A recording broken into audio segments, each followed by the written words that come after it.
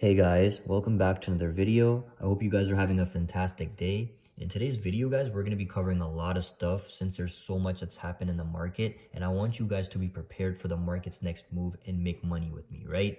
So right off the bat, we have the Nasdaq 100 right over here. As you can see, the price has touched the gap fill right over here from before 2 times, and it's reversed now, right? Guys, this is a great example of why I love technical analysis and believe it works, right? I mean, just look at how perfectly the price touched the gap fill and then reversed. And this is just one of many examples, right?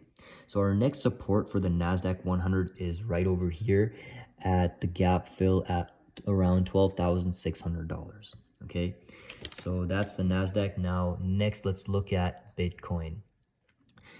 So Bitcoin had a bunch of volatility because of the banks recently. I mean, the banks just crashed once again. And last time the banks crashed, people thought it would be good for Bitcoin, so they went in Bitcoin. So basically the same thing, but just not as crazy as volatility as there was before, right? I mean, that's because the more times the same incident repeats, the less reactive the markets become, right? That's just how it is. So for Bitcoin, there is support right over here at 26,800 area, right? If we break that, our next target should be at 24,300-ish, right? That's going to be our next major support.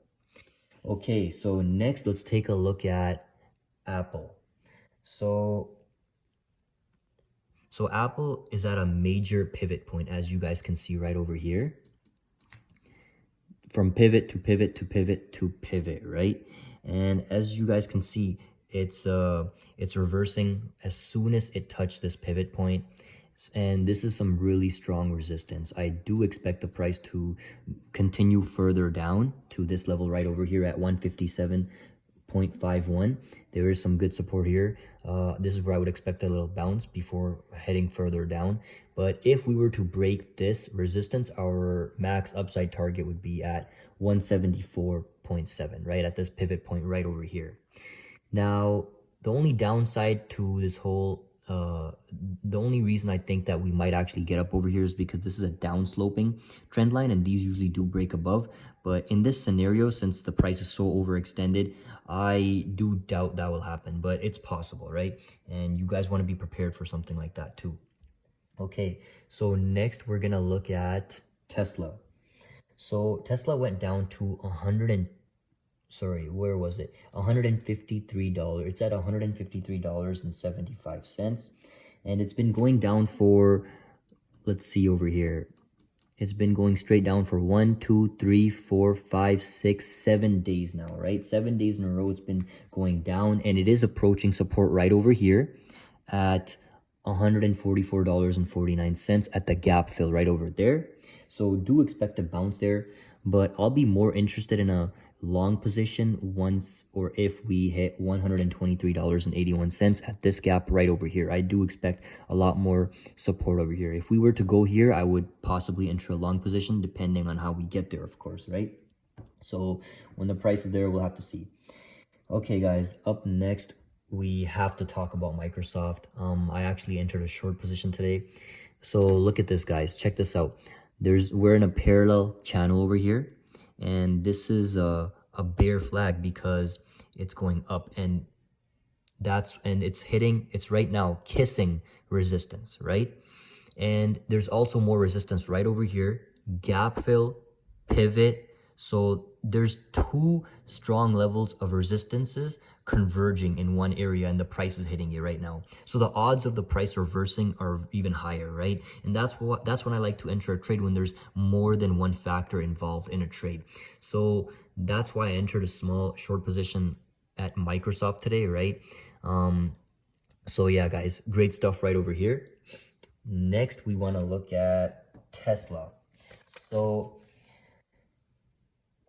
Meta.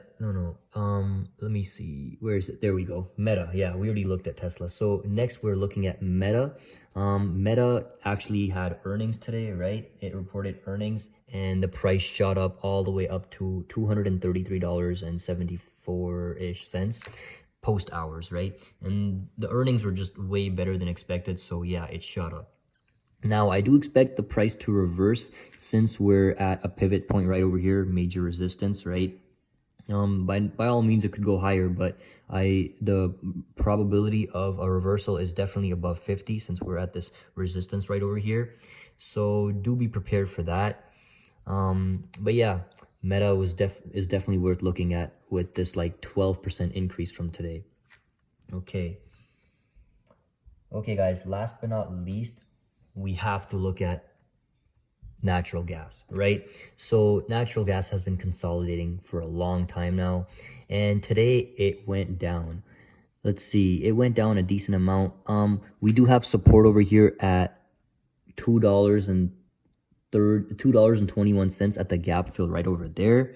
So as long as the price doesn't go below that or close below that, we should be good. And if it does, we do have more support right around the corner at $2.09. So as long as we don't break this zone, then we should be good. If we keep consolidating, I do expect the price to make a ginormous move up, right? And we will be taking profits once it hits this major resistance right here. Oops. There we go. Yeah. So guys, another thing that's worth mentioning for natural gas is that so I've been looking at a lot of articles, and I came to know that since natural gas is so low in value, a lot of companies that drill it are not profiting anymore, right? And because of that, they're putting a pause on drilling natural gas. So because of this, I expect demand to go up since the supply is going to decrease as less people are drilling it. And when supply decreases, of course, demand goes up, which means the price of natural gas should go up, right? So fundamentally, it also makes sense why natural gas is a buy right now. But yeah. Okay guys, so that's it for today's video. I hope I brought value to your guys' day, and if I did, I ask that you follow me and hit the like button for more videos like this. But okay guys, that's it for today's video. I'll see you in the next one.